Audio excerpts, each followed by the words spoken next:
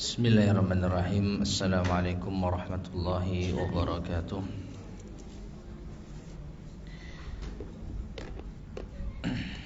Innal hamdalillah nahmaduhu wa nasta'inuhu wa nastaghfiruh wa na'udzu billahi min shururi anfusina wa min sayyiati a'malina. Man yahdihillahu fala mudilla lahu wa man yudlil fala hadiya lahu. Wa asyhadu an la ilaha illallah wahdahu la syarika lah wa asyhadu anna Muhammadan abduhu wa rasuluh. Allahumma salli wa sallim wa barik ala nabiyyina Muhammadin wa ala alihi wa ashabihi wa man tabi'ahum bi ihsanin ila yaumiddin, amma ba'd. Ma'asyiral muslimin rahimani wa rahimakumullah. Alhamdulillah kita bisa melanjutkan kembali kajian kita membahas kitab Taysirul Karimir Rahman fi Tafsiri Kalamil Mannan yang disusun oleh Syekh Abdurrahman Ibn Nasir As-Sa'di rahimahullahu ta'ala. Dan sekarang kita masuk pada ayat ke-186 dari surat Al-Baqarah. Silakan dibaca terlebih dahulu.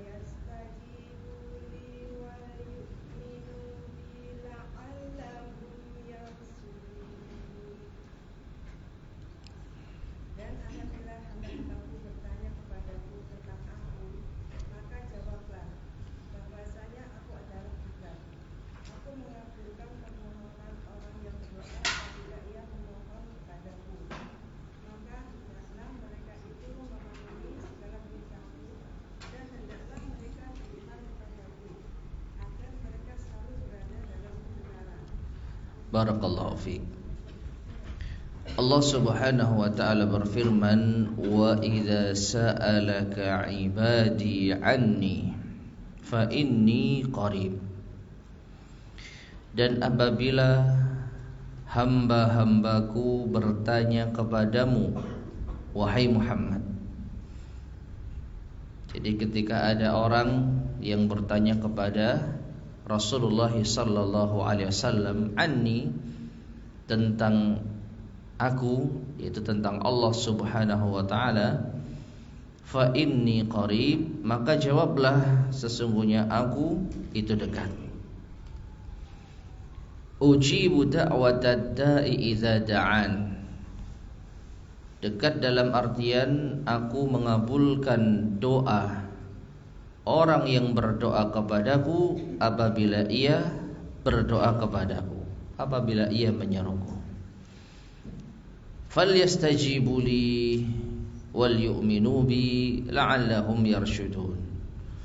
Maka hendaklah mereka, hamba-hambaku tersebut, mengijabahi perintah-perintahku dan beriman kepadaku. Kata Allah Subhanahu wa ta'ala, la'allahum yarshudun, agar mereka mendapat petunjuk. Ayat ke-186 dari surat Al-Baqarah. Ma'asyiral muslimin rahimani wa rahimakumullah. Ayat ini menunjukkan kepada kita bahwa Allah Subhanahu wa ta'ala itu dekat dengan mengabulkan doa hamba-hambanya apabila hamba-hamba tersebut berdoa hanya kepada Allah. Nah, ketika Allah telah mengabulkan doa kita, maka hendaknya kita memenuhi perintah Allah dan beriman kepadanya, agar kita menjadi orang yang lurus, yang mendapatkan petunjuk. Nah, kita baca penjelasan dari Al-Mu'allif Syekh Abdurrahman Ibn Nasir As-Sa'di rahimahullahu ta'ala. Qala al-muallif rahimahullah, hadza jawabu su'alin. Ini adalah jawaban dari pertanyaan. sa'alan nabiyya sallallahu alaihi wasallam ba'du ashabihi, telah bertanya kepada Nabi sallallahu alaihi wasallam sebagian para sahabatnya. Faqalu, mereka para sahabat bertanya, ya Rasulullah, aqaribun rabbuna fanunajihi am ba'idun fanunadihi. Wahai Rasulullah, apakah dekat Tuhan kami itu sehingga kami hanya cukup berbisik saja, ataukah jauh sehingga kami perlu untuk yaitu menyerunya, dengan artian menyeru dengan suara yang cukup keras, ya. Fanunadihi, yaitu nida, sebagaimana azan itu adalah nidaun lis-shalah, panggilan untuk salat. Jadi Allah itu dekat sehingga kita hanya cukup berbisik saja, atau Allah itu jauh sehingga kita perlu memanggilnya lebih keras lagi. Ya, fanazala, maka turunlah ayat ini. Wa idza sa'alaka ibadi anni fa inni qarib. Dan apabila bertanya kepadamu, hai Muhammad, hamba-hambaku tentangku, maka sesungguhnya aku dekat. Naam. Li'annahu ta'ala ar-raqibus syahid, karena Allah Ta'ala itu mengawasi dan menyaksikan, al-muttali'u ala sirri wa akhfa, yang mengetahui yang rahasia dan tersembunyi, ya'lamu kha'inatal a'yun, mengetahui mata-mata yang berkhianat, wa ma tukhfis suduru, dan apa yang disembunyikan oleh hati-hati. Apa yang disembunyikan oleh hati manusia. Fahuwa qaribun aidan, namun Allah juga dekat, min da'ihi bil ijabah, dari orang-orang yang berdoa kepadanya dengan mengijabahi, dengan mengabulkan. Walihada qala, dan karenanya Allah Ta'ala berfirman, ujibu da'watad da'i idza da'an, aku mengabulkan doa orang yang berdoa kepadaku apabila ia menyeru kepadaku. Baik. Jadi jawabannya, ma'asyiral muslimin rahimani wa rahimakumullah, ketika ditanya Allah itu dekat atau jauh, maka kita menjawab sebagaimana jawaban Allah Subhanahu wa taala. Allah itu dekat. Namun dekatnya Allah Subhanahu wa taala, dekatnya Allah Subhanahu wa taala bukan dari sisi zatnya, keberadaannya. Karena Allah Subhanahu wa taala itu ada di atas langit. Ya, sebagaimana ayat-ayat yang sharih, yang tegas, yang menunjukkan bahwasanya Allah itu ada di atas. Ar-Rahmanu 'alal 'arsy istawa. Aamintum man fis sama' ya'rujul malaikatu war-ruhu ilaih. Ya. Semua ini menunjukkan Allah itu ada di atas.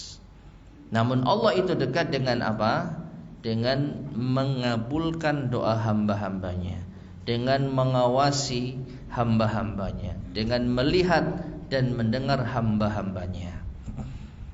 Jadi kalau dari sisi kebersamaan Allah Subhanahu wa taala dengan yaitu mengabulkan dan mengawasi doa hamba, Allah itu dekat.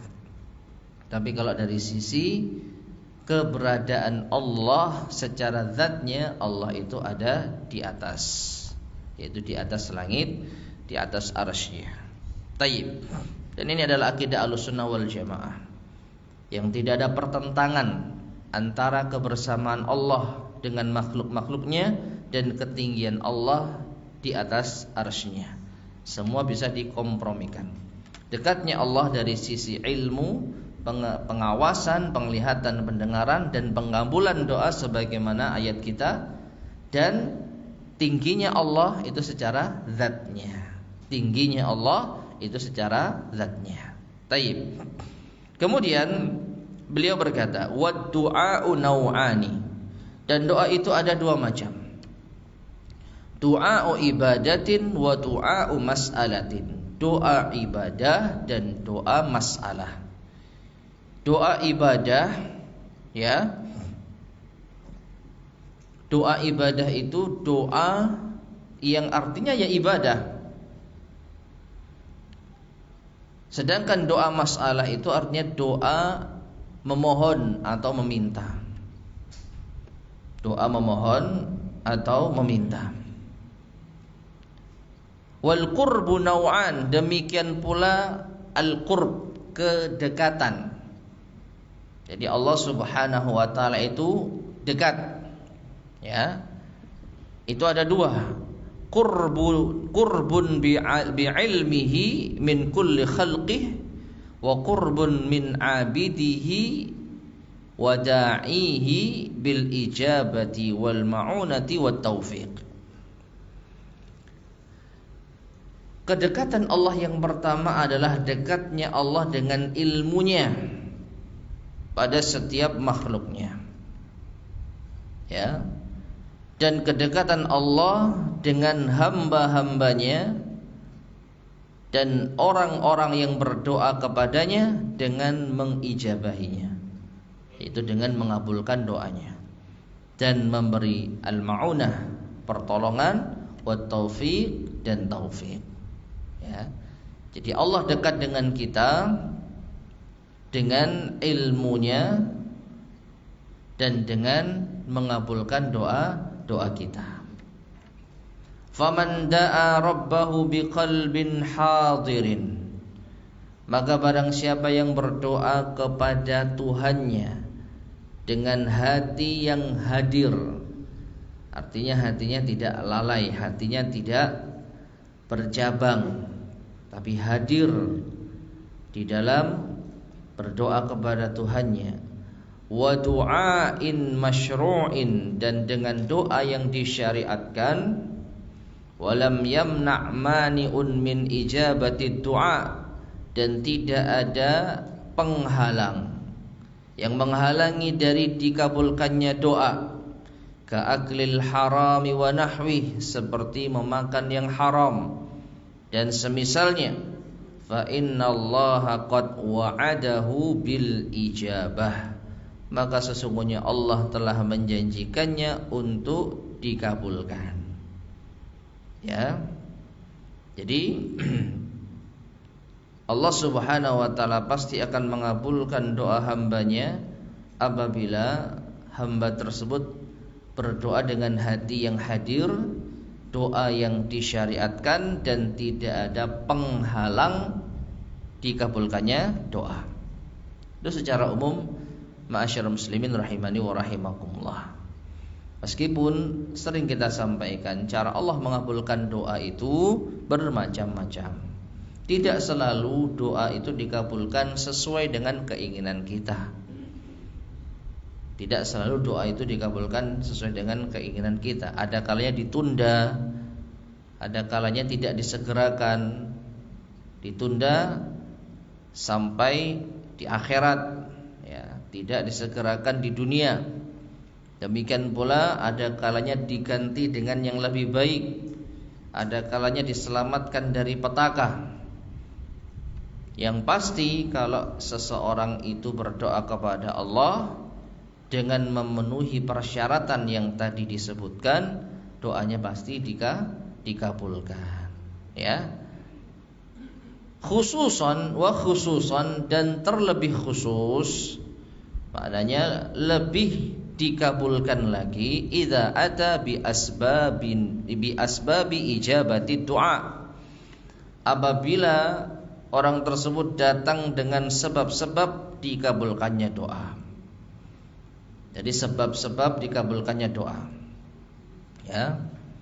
Wahyal istijabatu lillahi ta'ala, yaitu memenuhi panggilan Allah memenuhi perintah Allah, bil inqiyadi li awamirihi, untuk tunduk terhadap perintah-perintahnya, wa nawahihi, dan larangan-larangannya, al-qauliyati wal fi'liyah, baik dari segi ucapan maupun dari segi perbuatan. Wal imani bihil mujibi lil istijabah, demikian pula beriman dengan keimanan yang berkonsekuensi dikabulkannya doa, atau berkonsekuensi memenuhi panggilan Allah Subhanahu wa taala. Jadi al-istijabah lillah itu artinya adalah memenuhi panggilan Allah dengan menjalankan perintahnya, menjauhi larangannya. Nah, ini yang disebutkan oleh Syekh Abdurrahman bin Nasir As-Sa'di rahimahullah, sebab-sebab dikabulkannya doa. Bukan sebab utama, tetapi ini diantara sebab yang menunjang dikabulkannya doa. Sebab yang menunjang dikabulkannya doa. Selain hati yang hadir, doa yang disyariatkan, ya, demikian pula tidak adanya penghalang dari dikabulkannya doa. Ya, intinya semakin taat seorang hamba, maka semakin mustajab doanya. Falihadza qala, dan karena inilah Allah berfirman, falyastajibu li wal yu'minu bi la'allahum yarsyudun.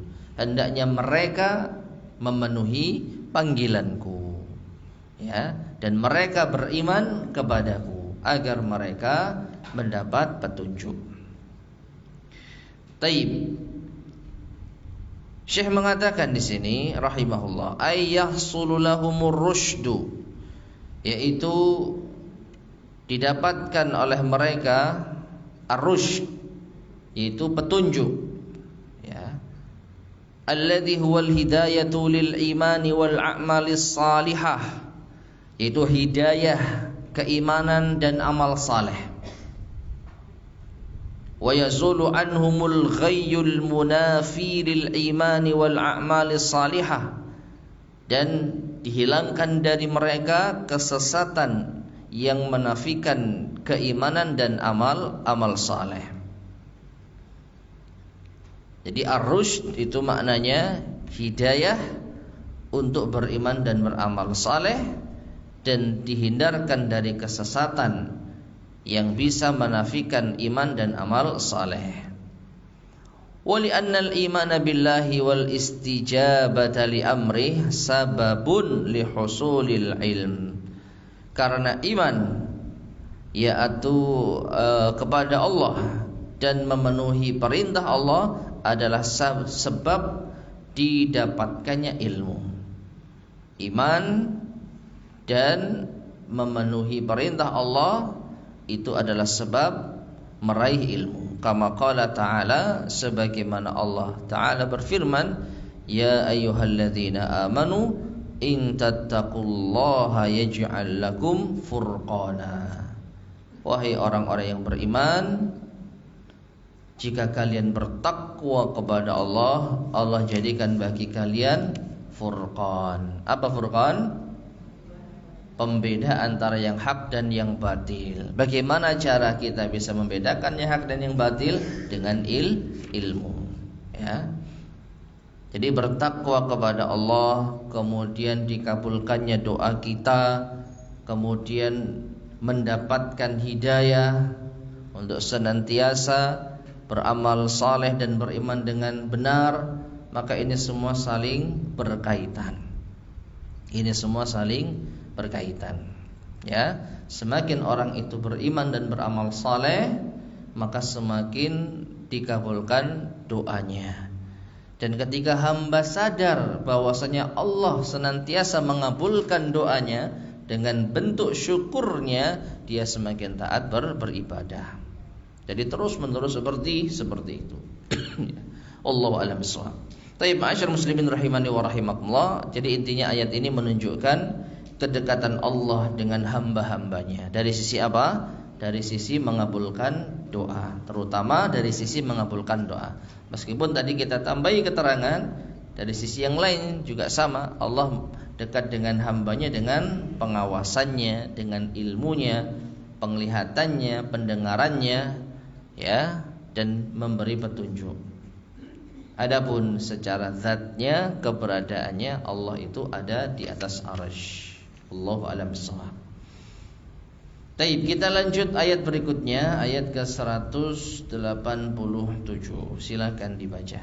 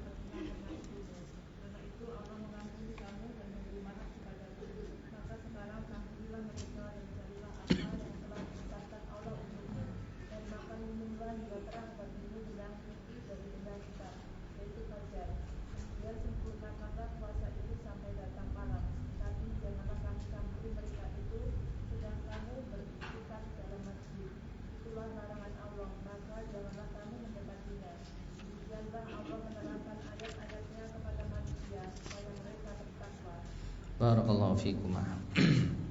Taib, ma'asyar muslimin rahimani wa rahimakumullah. Ayat yang akan kita bahas ini terkait dengan syariat puasa. Terkait dengan syariat puasa yang sebenarnya di ayat sebelumnya itu sudah sempat dibahas, bahkan cukup panjang. Ayat ke berapa? 183 sampai 185. Ya kan? Sudah kita bahas, yaitu pensyariatan puasa.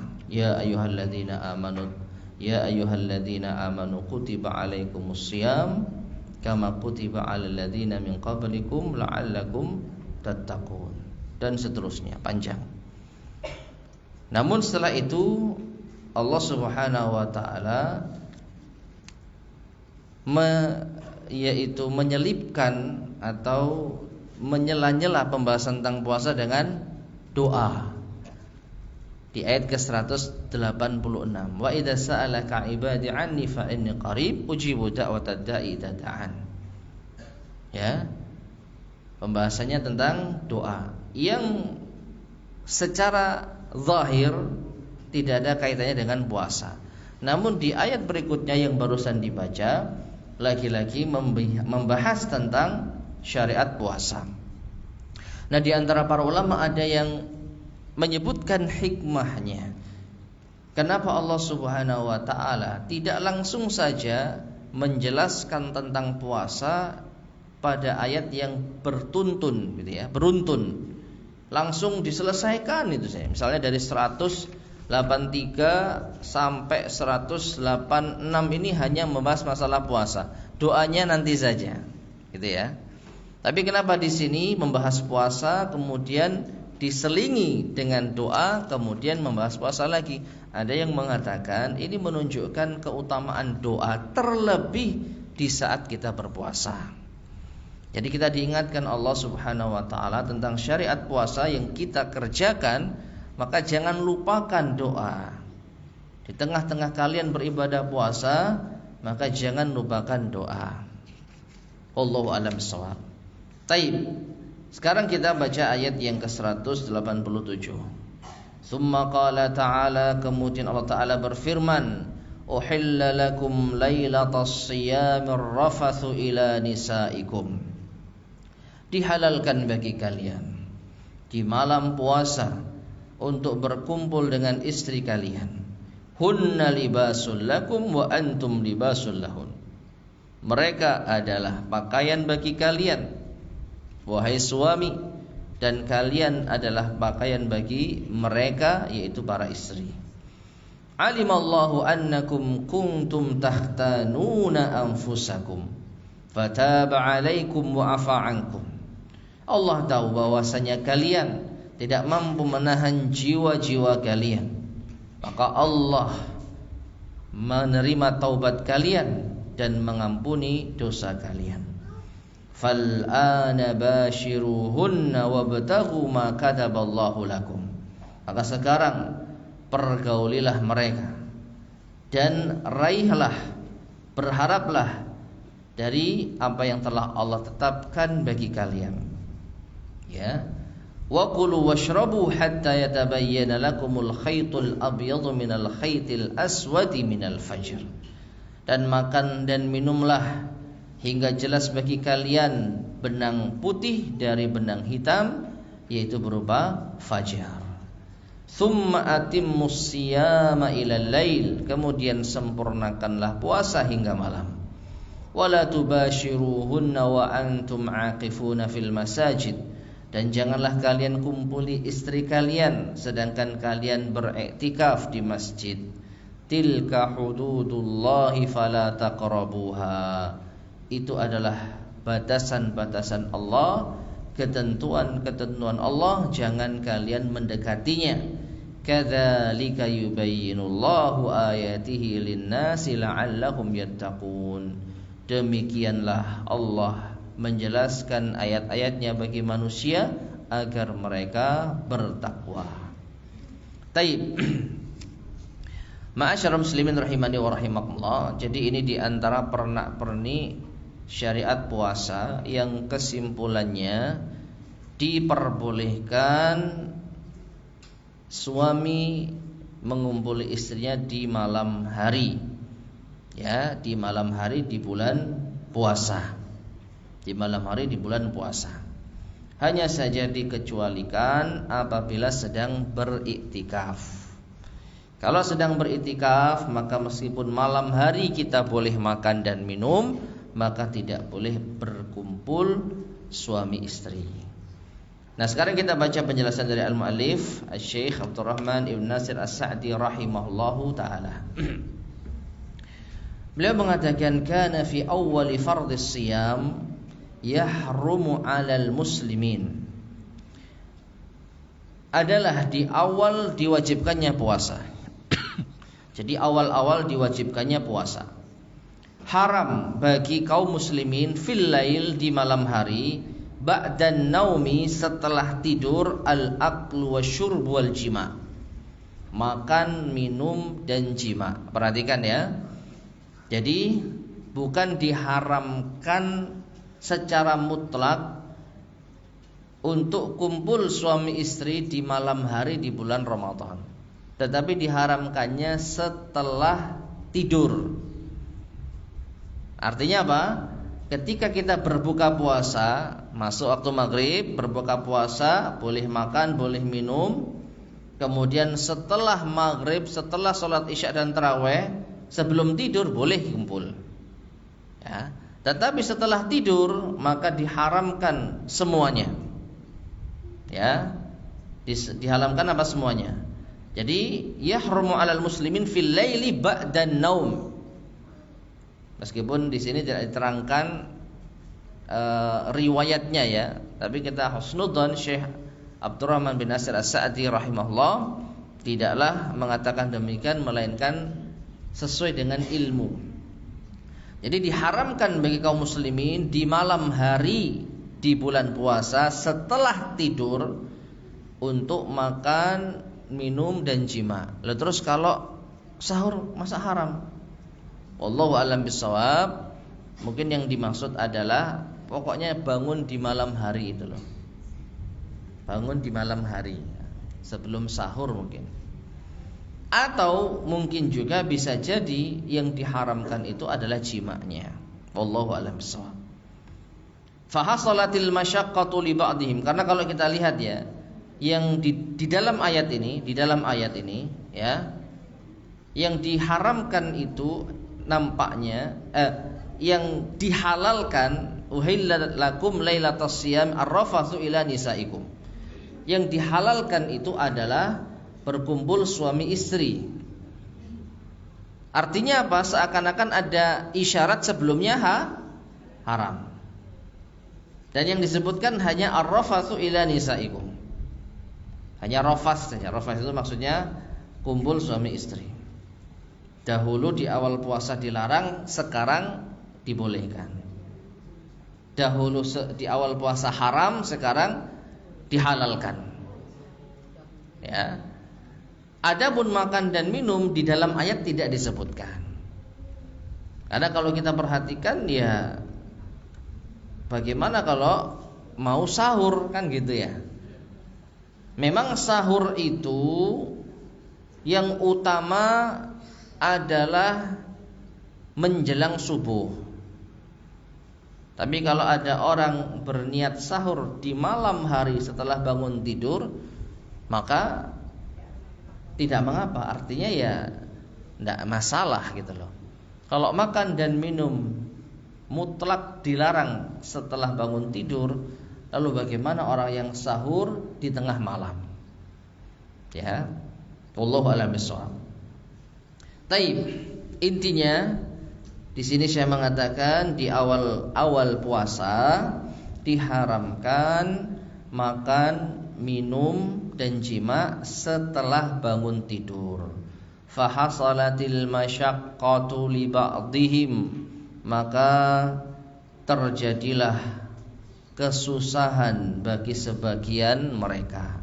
Sebagian kaum muslimin merasa berat. Fa khaffafallahu ta'ala anhum dzalik, maka Allah Ta'ala pun meringankan dari mereka yang demikian itu. Wa abaha fi layalis siyami kulliha, dan Allah membolehkan di malam-malam puasa seluruhnya al-akla wasyurba wal jima'. Boleh untuk makan, minum dan jima', sawa'un nama aw lam yanam, sama saja apakah dia sempat tidur atau tidak tidur. Ya. Nah, ini yang perlu untuk kita sekali lagi periksa, atau kita mungkin bisa meneliti ya, riwayat tentang batasan tidak boleh makan dan minum dan jima setelah bangun tidur. Nah, likaunihim yahtanuna anfusahum bitarki ba'dhi ma umiru bih, karena mereka tidak kuat untuk menahan jiwa, untuk menahan nafsu mereka dengan meninggalkan sebagian apa yang diperintahkan kepada mereka. Ya. Jadi mereka di siang hari sudah menahan makan dan minum dan kumpul suami istri, lalu di malam harinya enggak boleh. Ya. Tidak boleh. Maka ini berat. Ini berat bagi mereka. Maka akhirnya Allah memberikan keringanan. Uhilla lakum, dihalalkan bagi kalian, sekarang halal. Taib, kemudian fataballahu alaikum, maka Allah menerima taubat kalian. Jadi Allah menerima taubat kalian. Ya. Bi an wassa'alakum amran kan, yaitu dengan Allah meluaskan bagi kalian perkara laula tausi'atuhu, seandainya tidak ada perluasan dari Allah, mujiban lil ism, maka ini mengakibatkan dosa. Artinya akan banyak orang-orang yang terjatuh pada dosa karena mereka tidak kuat menahan jiwa untuk tidak berkumpul suami istri di malam Ramadan. Ya. Wa afa ankum, dan Allah mengampuni kalian ma salafa minat takhawun, apa yang telah berlalu dari menahan atau dari nafsu yang tidak bisa ditahan tersebut.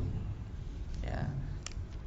Fal'ana, maka sekarang ba'da hadhihi rukhsati was-sa'ati minallah, setelah keringanan dan keluasan dari Allah ini, basyiruhun, maka kumpulilah mereka, campurilah mereka.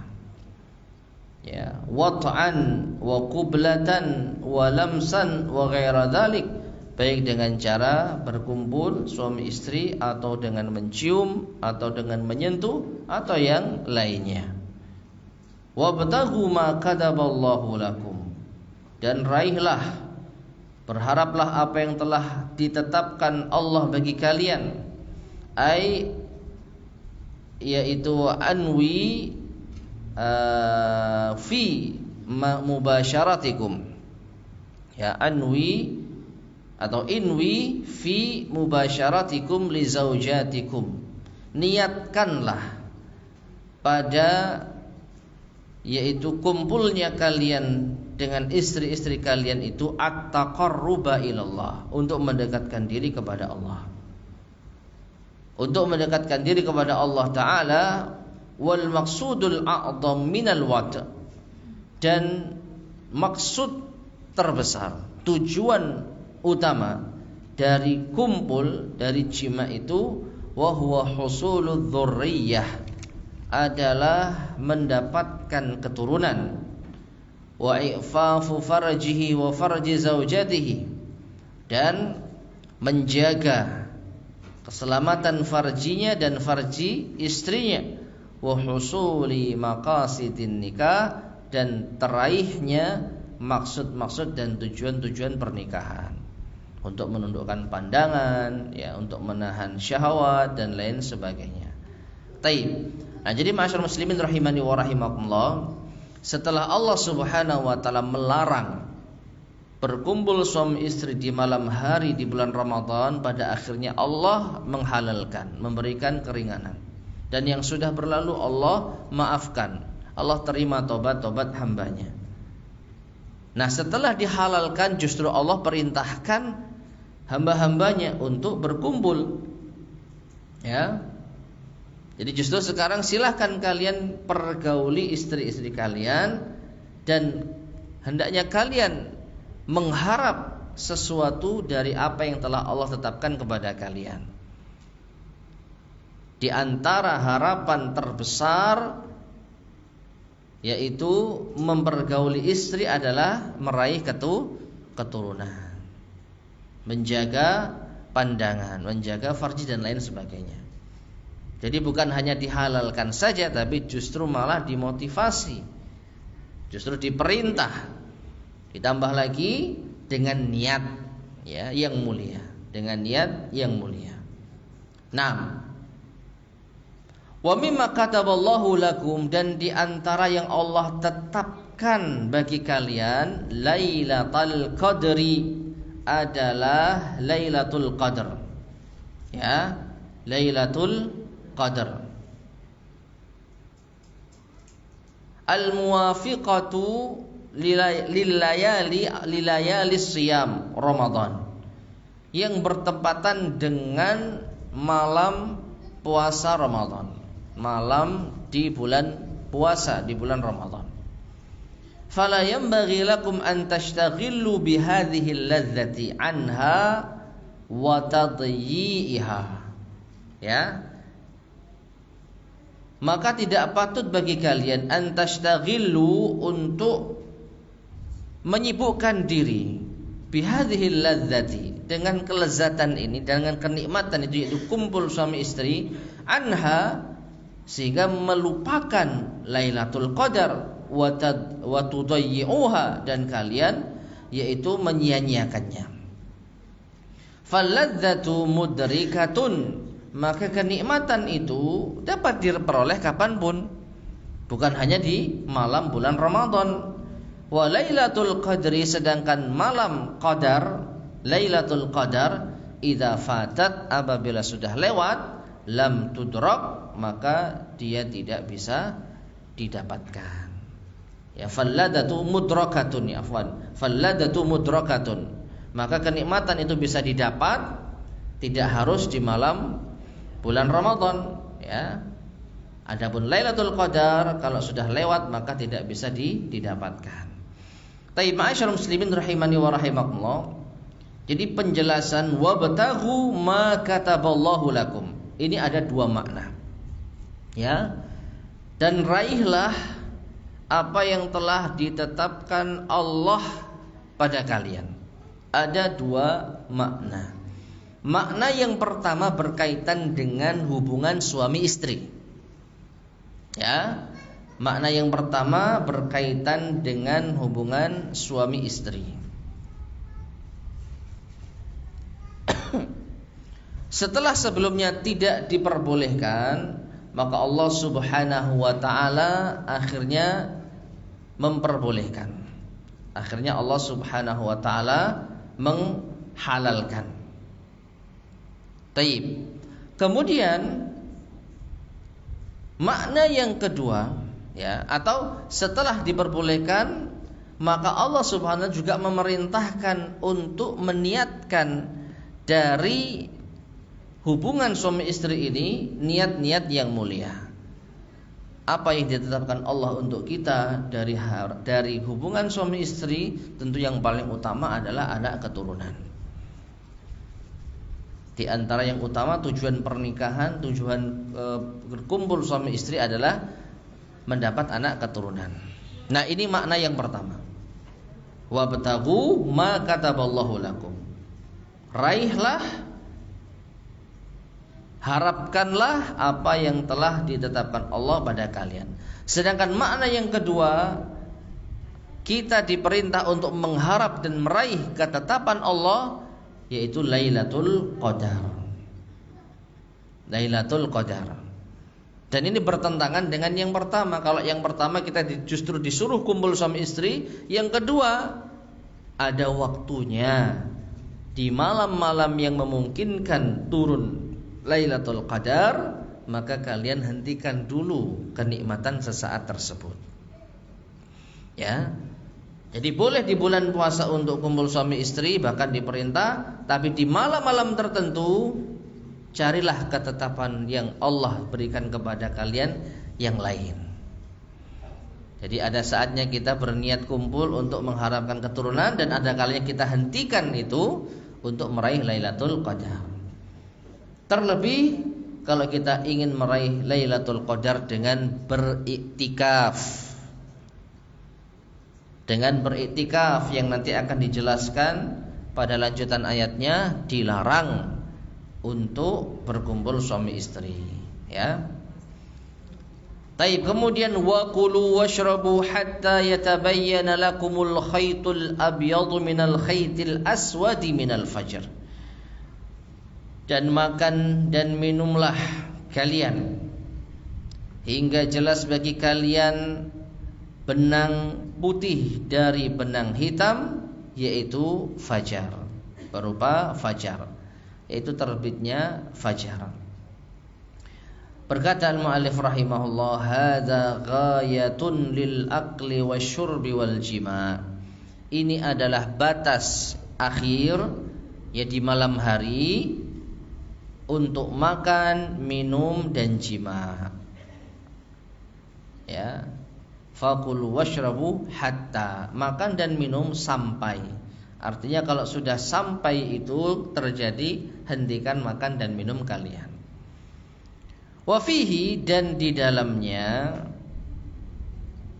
terdapat pelajaran annahu, bahwasanya idza akala wa nahwahu, apabila seseorang makan atau semisalnya, yaitu minum, syakkan fi tulu'il fajri, ragu saat terbitnya fajar, fala ba'sa alaih, maka tidak mengapa atas dirinya. Jadi ada orang ragu, ini sudah subuh belum ya? Kok kayaknya belum, akhirnya dia masih makan, masih minum. karena keraguan-raguan sudah masuk subuh atau belum, maka tidak mengapa. Dengan catatan dia benar-benar ragu, bukan sudah yakin tapi meragukan. Jelas-jelas terdengar suara azan, wah ini azannya nggak benar ini kayaknya ini, ya gitu ya.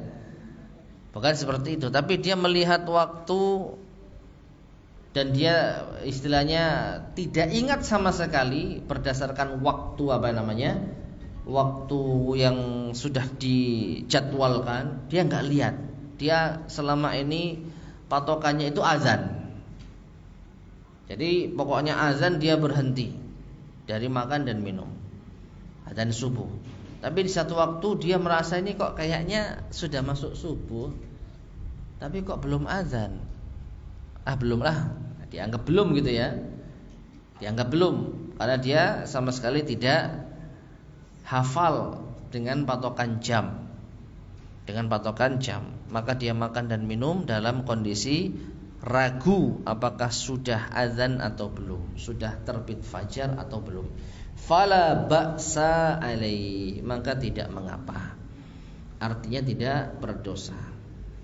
Namun tentu saja yang lebih baik adalah kita benar-benar perhatian dalam masalah ini. Sebisa mungkin sebelum azan kita sudah tuntas. Sebisa mungkin sebelum azan kita sudah tuntas itu bersahurnya. Wa fihi, dan di dalamnya pula, di dalam kandungan yaitu firman Allah ini, dalilun ala istihbabis suhur lil amr, merupakan dalil atas dianjurkannya as-suhur. Dalam lafadz Arab kita membacanya as-suhur lil amr, yaitu sebagai perintah. Ya, wa annahu yustahabbu ta'khiruhu, dan bahwasanya dianjurkan untuk mengakhirkannya. Karena Allah mengatakan makan dan minum sampai kapan? Sampai terbit fajar. Berarti tidak apa-apa kita mepet-mepet sampai menjelang fajar terbit. Ya. Akhdan min makna rukhsatillahi wa tashilihi 'alal ibad. Ini demi mengambil makna keringanan Allah dan kemudahannya kepada hamba-hambanya. Nah, jadi ma'asyiral muslimin rahimani wa rahimakumullah, dianjurkan untuk atau dianjurkan untuk sahur ya. Bahkan diperintahkan dalam hadis Nabi SAW, tasahharu fa inna fis suhuri barakah, atau fis sahuri barakah. Dua-duanya benar ya, lafadz sahur dan suhur. Cuman bedanya kalau suhur itu perbuatan, sedangkan sahur itu yang dimakan dan diminum. Sama seperti wudu dan wadu. Wudu itu perbuatannya. Sedangkan wudu itu air wudunya. Air yang digunakan untuk wudu itu namanya wudu. Sedangkan perbuatannya itu namanya wudu. Nah, kalau bahasa Indonesia sahur ya sahur, itu kan? Tidak sahur sudah sahur belum? Identik dengan apa? Perbuatan kan? Padahal sahur itu adalah makanan dan minuman yang dimakan ketika suhur. Nah, jadi yang benar perbuatannya namanya suhur. Ya, tapi sudah kadung dalam lisan kita itu sahur. Ya, tidak salah. Sahur itu bukan kata yang salah dalam bahasa Arab, benar, cuman maknanya makanan dan minuman. Ya, kalau kita tanya ada sahur enggak? Nah, ini benar. Ada sahur enggak? Oh, ada ini air mineral, ada kurma, ada teh. Alhamdulillah, saya belum suhur nih. Nah, gitu misalkan. Ya. Ya. Itu yang lebih tepat. Tapi kalau sudah wis kadung ya enggak ada masalah, yang penting paham. Ya, sebagai faidah lugawiyah saja. Nah, kemudian wa fihi aidan, dan di dalam kandungan ayat ini pula dalilun, merupakan dalil ala annahu yajuz, bahwasanya dibolehkan an yudrikahul fajru wa huwa junubun, yaitu seseorang menjumpai waktu fajar dalam keadaan junub, minal jima', dari berkumpul, qabla an yaktasila, sebelum dia mandi, wa yasihhu siyamuhu, dan puasanya sah, lianna lazima ibahatil jima'i ila tulu'il fajr, karena kelaziman bolehnya jima' sampai terbit fajar, an yudrikahul fajr wa huwa junub, yaitu dia akan menjumpai waktu fajar dalam kondisi junub. Walazimul haqqi haqqun, dan kelaziman dari sesuatu yang benar itu adalah kebenaran. Taib. Jadi ma'asyiral muslimin rahimani wa rahimakumullah, Allah Subhanahu wa taala membolehkan kita untuk berkumpul suami istri, makan dan minum, batasnya kapan? Sampai terbit fajar. Artinya sebelum fajar itu benar-benar terbit, masih boleh jima', masih boleh makan, masih boleh minum. Nah, konsekuensinya kalau ada orang yang benar-benar memaksimalkan keringanan Allah ini, ya, benar-benar dia itu berhenti dari aktivitas yang dibolehkan ini 1 detik misalkan. Begitu sudah 1 detik menjelang baru dia selesai. Menjelang apa? Azan. Atau supaya agak hati-hati 5 detik lah. Ini kapan ini azannya? 5 detik, 1 menit. Oh, masih bisa. Misalnya masih bisa makan, masih bisa minum, masih bisa jima' gitu ya. Begitu 10 detik menjelang azan, dia selesai. Gak mungkin dong 10 detik mandi, ya kan? Gak mungkin 10 detik mandi, 5 detik gak mungkin mandi. Maka konsekuensinya hal yang diperbolehkan ini menjadikan dia pasti menjumpai azan subuh dalam kondisi junub, belum mandi. Kalau seandainya gak dibolehkan, harus sudah mandi sebelum masuk waktu azan subuh, tentu Allah akan membatasi tidak sampai terbit fajar. Ya, misalkan ini ya, tapi ini enggak ada. Tapi misalkan nih, kalau misalnya ada, ya bisa jadi Allah akan memerintahkan kumpulilah istri kalian misalkan sebelum fajar, setengah jam sebelum fajar, atau ada batasan tertentu yang lain. Tapi nyatanya Allah tidak membatasi, yaitu waktu yang panjang ya antara kumpul dengan fajar. Jadi benar-benar di loss gitu ya. Pokoknya sebelum fajar itu masih boleh. Nah, berarti orang yang benar-benar memanfaatkan dan maksimalkan waktunya akan sempat menjumpai waktu fajar dalam keadaan junub, belum mandi. Maka ini diperbolehkan. Ya. Perhatikan, yang diperbolehkan itu dalam kondisi junubnya.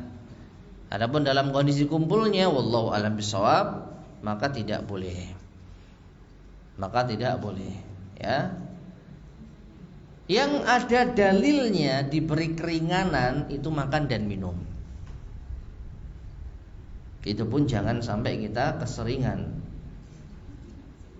Ya, karena ada dalil yang mengisyaratkan ketika makanan masih ada di tangan sedangkan azan sudah berkumandang, teruskan. Tapi jangan dijadikan kebiasaan. Nah, itu ada dalilnya. Adapun kumpul, wallahu a'lam bishawab, setahu saya tidak bisa dikiaskan, ya, wallahu a'lam. Taib, kemudian thumma, Allah berfirman thumma, kemudian, yaitu idza tala al-fajru, ketika fajar telah terbit. Atimmus siyama, sempurnakanlah puasa. Ai al-imsaku anil mufattirati, yaitu menahan dari al-mufattirat, pembatal-pembatal puasa. Ilal lail, sampai malam hari. Wa huwa ghurubus syams, yaitu ketika terbenamnya matahari. Nah, walamma kana ibahatul wat'i fi layalis siyam, dan ketika diperbolehkannya kumpul di malam-malam puasa, laisat ibahatahu ammatan likulli ahad, itu bukanlah hal yang dibolehkan secara umum bagi setiap orang. Fa innal mu'takifa, maka sesungguhnya orang yang beriktikaf, la yahillu lahu dzalik, tidak halal baginya. Istisna atau istatsnahu biqauli, Allah mengecualikannya dengan firman-Nya, wala tubashiruhunna wa antum aqifuna fil masajid, dan janganlah kalian kumpuli istri kalian sedangkan kalian beriktikaf di masjid. Ai wa antum muttasifuna bidzalik, yaitu ketika kalian yaitu disifati dengan orang yang sedang beriktikaf. Baik. Jadi diperbolehkannya seseorang berkumpul suami istri di malam hari di bulan Ramadan itu apabila tidak sedang beriktikaf. Kalau beriktikaf maka tidak boleh. Tidak boleh dalam artian apa? Akan membatalkan iktikafnya. Kalau berdosanya wallahu a'lam bishawab, semoga tidak ya.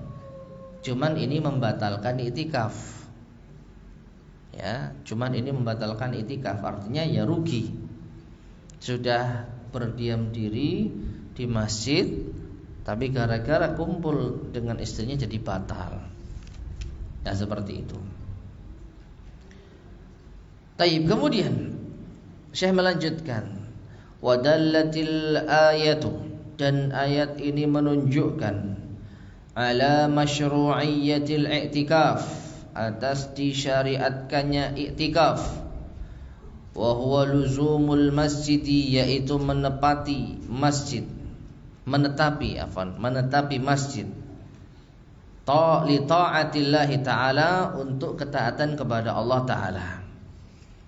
Wa inqita'an ilaih, dan memutus yaitu hubungan terhadap dunia dengan menuju kepadanya, kepada Allah Subhanahu wa taala. Wa annal i'tikafa, dan i'tikaf itu la yasihhu, tidak sah illa fi masjid, kecuali di masjid. Jadi i'tikaf di rumah tidak bisa. Adapun i'tikaf di musholla, maka wallahu a'lam bishawab, terjadi perbedaan pendapat di kalangan para ulama. Yang sahih, kalau musholla itu tidak diselenggarakan sholat Jumat, maka tidak bisa, karena akan ada peluang meninggalkan musholla menuju masjid untuk Jumatan. Ya, maka yang lebih utama atau lebih hati-hati dan lebih tepat beriktikaf di masjid jami', masjid yang diselenggarakan sholat Jumat, sholat wajib dan sholat Jumat. Selainnya maka tidak. Wa yustafadu min ta'rifil masajid, dan diambil faedah dari definisi masjid, annahal masajidul ma'rufatu indahum, yaitu masjid yang telah dikenal di kalangan mereka. Wa hiyallati tuqamu fiha shalawatul khams, yaitu yang ditegakkan di dalamnya salat 5 waktu. Yang ditegakkan di dalamnya salat 5 waktu. Jadi bukan rumah, bukan pula tempat sementara ya, tempat salat sementara atau musholla. Musholla dalam artian musholla kantor, musholla mall, pasar, yang mungkin saja tidak diselenggarakan salat wajib berjamaah 5 waktu. Naam, wa fihi, dan di dalamnya pula annal wat'a min mufsidatil i'tikaf, terdapat pelajaran ataupun dalil bahwasanya berkumpul suami istri termasuk di antara perusak iktikaf, pembatal iktikaf. Nah, tilka, kemudian Allah berfirman tilka, ya, itulah al-madhkurat, yaitu yang telah disebutkan, hal-hal yang telah disebutkan itu, wa huwa tahrimul akli wasyurbi wal jima', yaitu diharamkannya makan, minum dan jima', wa nahwihi, dan selainnya, minal mufattirati fis siyam, berupa pembatal puasa, wa tahrimul fitri ala ghairil ma'zur, dan diharamkannya tidak berpuasa pada orang yang tidak memiliki uzur, wa tahrimul wad'i 'alal mu'takif, dan diharamkannya berkumpul suami istri pada orang yang beriktikaf, wa nahwi dzalik, dan yang lainnya, minal muharramat, dari hal-hal yang diharamkan. Itu semua adalah hududullah, ketetapan Allah atau batasan-batasan Allah. Ya. Baik, masyaallah muslimin rahimani wa rahimakumullah.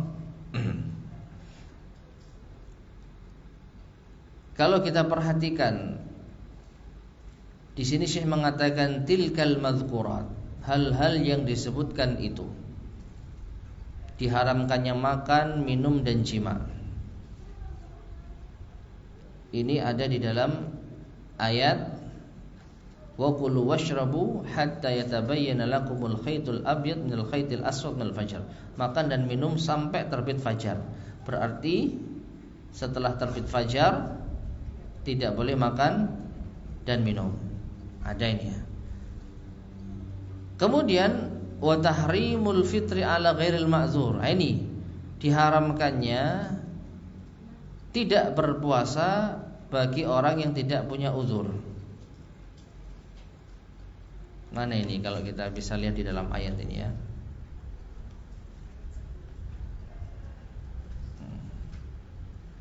Atau mungkin ayat sebelumnya ya. Ayat ke-185.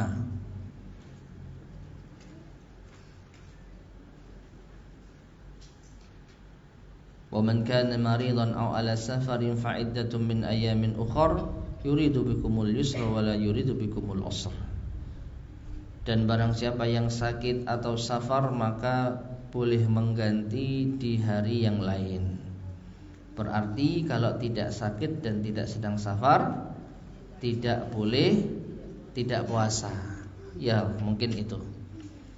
Ya. Jadi larangan atau haramnya tidak berpuasa bagi yang tidak punya uzur.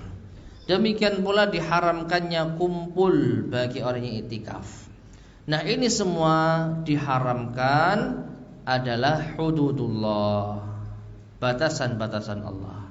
Allati haddaha li'ibadihi wa nahahum an, yaitu batasan yang telah diberikan Allah kepada hamba-hambanya dan Allah larang mereka darinya. Faqala, maka Allah berfirman, fala taqrabuha, maka janganlah kalian mendekatinya.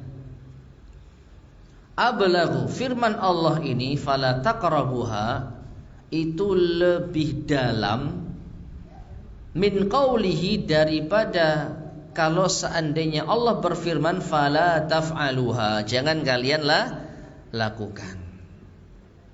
Ya.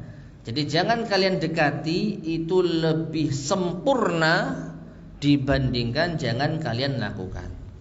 Mengapa? Li'annal qurban, karena mendekati, yashmalu, mencakup an-nahya, larangan, an fi'lil muharram, dari perbuatan yang diharamkan, binafsihi, itu sendiri, wan nahya, dan juga mencakup larangan, an wasailihil musilati ilaih, dari sarana yang akan menyampaikan pada larangan tersebut.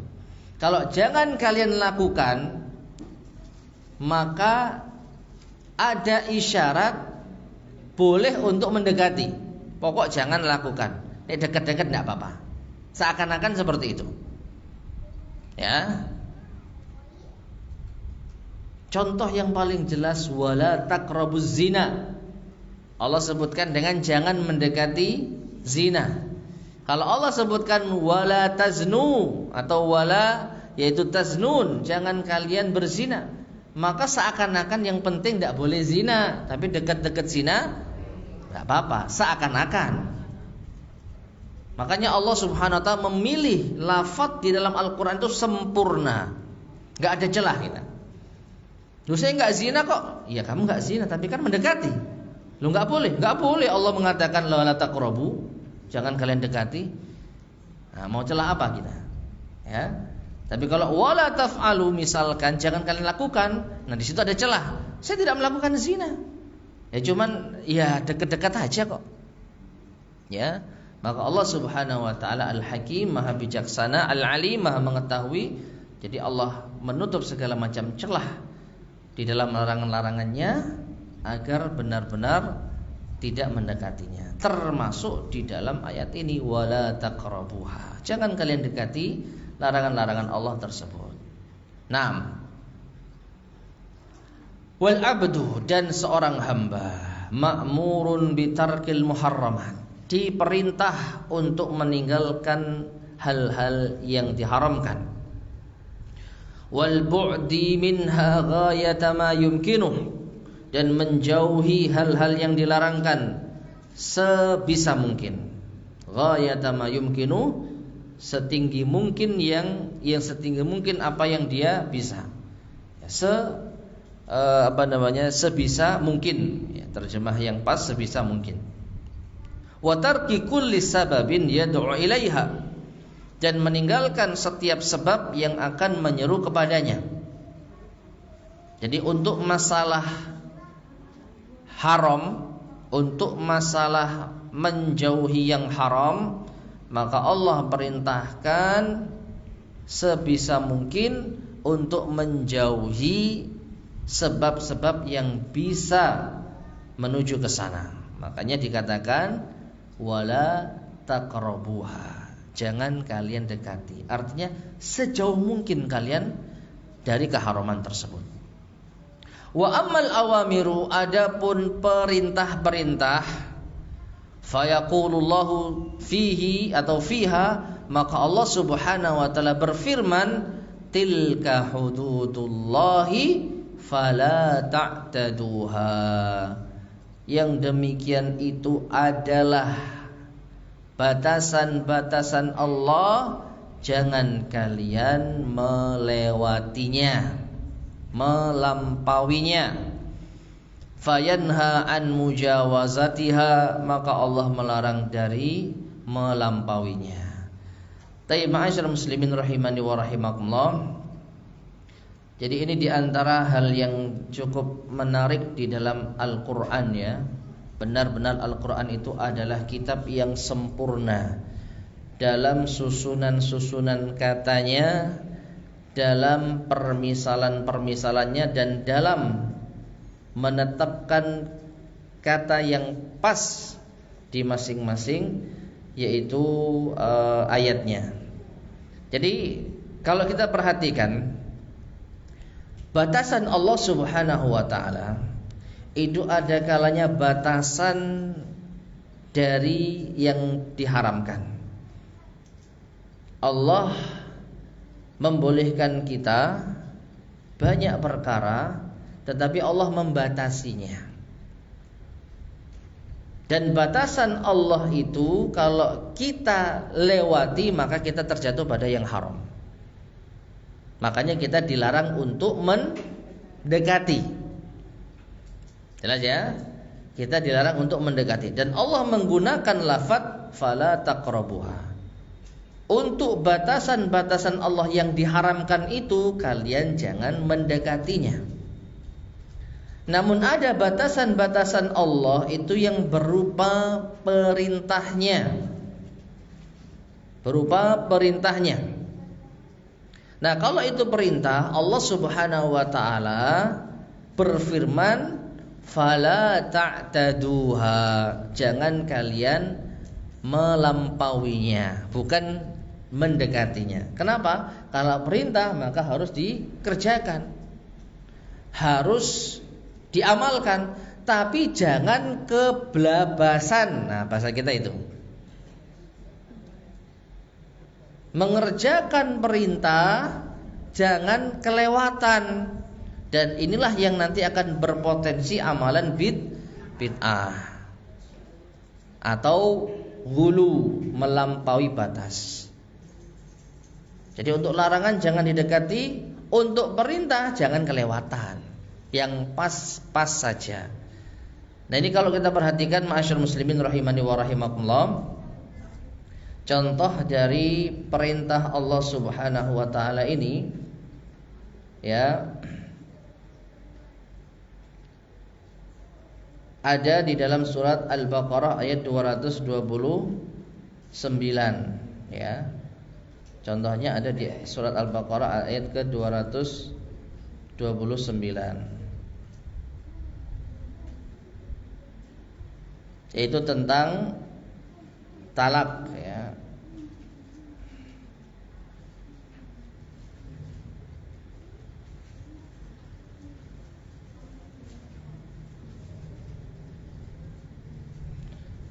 Allah berfirman, fa in khiftum alla yuqima hududallah fala junaha alaihima fi maftadat bih. Ya, dan jika kalian khawatir bahwa keduanya tidak mampu menjalankan hukum-hukum Allah, maka tidak ada dosa bagi keduanya atas bayaran yang harus diberikan oleh istri untuk menebus dirinya. Tilka hududullah, itu adalah batasan-batasan Allah. Fala ta'taduha, jangan kalian melampauinya, jangan kalian melanggarnya. Ya. Jadi kesimpulannya, wallahu a'lam bishawab, kalau itu berupa perintah Allah, maka perintah ini jangan dilebih-lebihkan, jangan sampai melewati batas. Adapun kalau larangan jangan didekati, jangan didekati. Taib. Kemudian kadzalika, demikianlah, ay bayyanallahu li'ibadihi, yaitu Allah menjelaskan kepada hamba-hambanya al-ahkam as-sabiqata atamma tabyin, hukum-hukum yang telah berlalu dengan sempurna, dengan sesempurnanya penjelasan, wa awdahaha, dan dengan yaitu ya sama sempurna, dengan wadih, dengan jelas, lahum akmala idah wa awdahaha lahum akmala idah, dan menerangkan kepada kalian dengan sesempurnanya penerangan. Yubayyinullahu ayatihi linnas, Allah menjelaskan ayat-ayatnya kepada manusia, la'allahum yattaqun, agar mereka bertakwa. Fa innahum, karena sesungguhnya mereka, idza bana lahumul haq, apabila jelas bagi mereka kebenaran, ittaba'u, mereka akan mengikutinya. Wa idza tabayyana lahumul batil, dan apabila jelas bagi mereka kebatilan, ijtanabu, mereka akan menjauhinya. Fa innal insan, maka sesungguhnya manusia, qad yaf'alul muharram, terkadang melakukan hal yang diharamkan, ala wajhil jahli bi annahu muharram, karena kebodohan, ketidaktahuan bahwa itu diharamkan. Walau alima tahrimahu lam yaf'alhu, seandainya dia tahu keharamannya, ia tidak akan melakukan. Dan ini cukup banyak orang yang benar-benar tidak tahu halal dan haram, setelah diberitahu mau meninggalkan. Fa idza bayyana Allahu lin-nasi ayatihi, Maka ketika Allah telah menjelaskan kepada manusia ayat-ayatnya, lam yabqa lahum udhrun wala hujjah, maka tidak tersisa bagi mereka uzur dan hujjah. Sudah enggak punya hujjah lagi. Enggak punya hujjah kalau dia tidak tahu. Karena Allah sudah menjelaskan. Fakana dzalika sababan littaqwa, maka yang demikian itu adalah sebab ketakwaan. Setelah mengetahui penjelasan Allah, lalu dia mau mengikutinya. Nah, ma'asyiral muslimin rahimani wa rahimakumullah, tidak kita pungkiri bahwasanya ada di antara manusia, bahkan banyak yang sudah dijelaskan tapi tetap saja tidak mau menerima. Sudah dijelaskan tentang halal haram tetapi tetap melanggar. Memang ada. Namun yang jadi masalah, atau tidak semua orang seperti itu. Ada kalanya orang itu dijelaskan menerima, karena sebelumnya enggak tahu, akhirnya mendapatkan ilmu, tahu, akhirnya menerima. Nah, Allah Subhanahu wa taala ingin bahwa ayat-ayat ini bisa bermanfaat bagi orang-orang semacam itu. Setidaknya orang-orang yang tidak tahu dengan penjelasan ini akan menjadi tahu. Seandainya tidak ada penjelasan dari Allah, bagaimana mungkin manusia bisa tahu? Adapun orang-orang yang memang mereka tidak mau tahu, atau orang-orang yang memang melanggar apa yang mereka sudah ketahui, maka setidaknya dengan penjelasan ini mereka tidak punya lagi hujjah di hadapan Allah. Artinya kalau Allah tidak menjelaskan, mungkin mereka bisa mengelak, ya Allah, saya tidak tahu kalau itu haram di dunia. Oh, enggak sampai penjelasannya ke saya. Ya. Tapi Allah Subhanahu wa taala menutup segala macam celah orang itu beralasan. Dengan cara apa? Allah menjelaskan dengan sejelas-jelasnya. Bagi orang yang insaf, dia akan menerima dan bertobat. Bagi orang yang keras kepala, maka di akhirat tidak ada lagi alasan dan hujjah. Wallahu ta'ala alam shawab. Baik, ma'asyiral muslimin rahimani wa rahimakumullah, kita cukupkan kajian kita di pagi hari ini. InsyaAllah akan kita lanjutkan pada kesempatan berikutnya biidznillah subhanahu wa ta'ala, pembahasan ayat yang ke-187. Wallahu a'lam bishawab. Baik, sebelum kita akhiri, barangkali ada yang disampaikan, tafadhal silakan.